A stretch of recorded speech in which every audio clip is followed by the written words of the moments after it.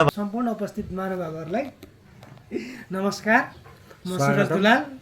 आज चाहिँ हामी नयाँ टेस्ट हानिरहेछौँ ओस्मो पोकेट 4 भन्ने क्यामेरा चाहिँ।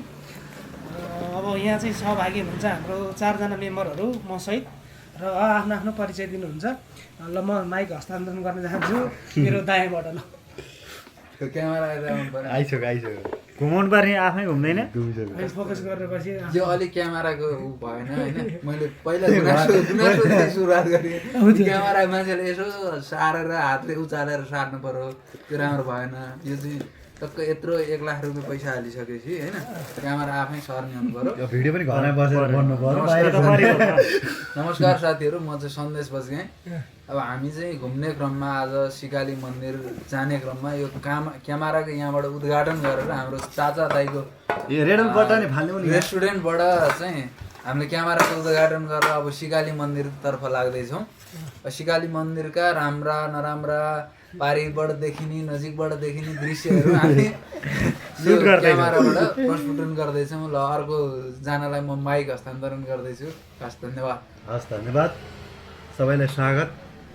मेरो नाम चाहिँ के भन्ने तर यो एकदम राम्रो रहेछ। यो बोली राम्रो ठिक छ एकदम जुबहरूलाई त्यो यति रहेछ फिचर सिक्नु के दाइ सिक्नु के दाइहरूलाई फिचर नसिका भाइ बुढो भाइ चाहिँ नि ड्रोनलाई पनि हामी देखाउन चाहन्छ। हामीसँग चाहिँ अहिले DJI-को चाहिँ नि 5 प्रो मिनी 5 प्रो भन्ने चाहिँ अर्डर गरेर ड्रोन छ। अब यो पनि हामी देखाउन चाहन्छौँ। लेट्स सी हेरौँ ल के छ त यो ड्रोनमा। ड्रोन उडाउने हो र ड्रोन उडाउने हो तर तलै चौरमा गएर उडाउँछौँ।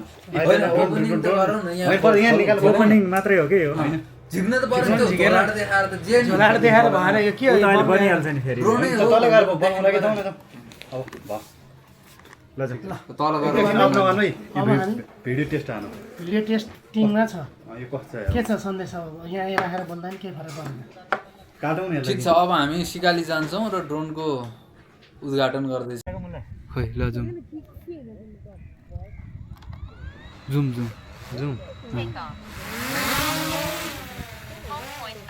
ल ड्रोन उडाइयो साथीहरू। माथि देखाउनु पर्दैन। यहाँ सुरज दाले उडाइरहेको देखाउनु।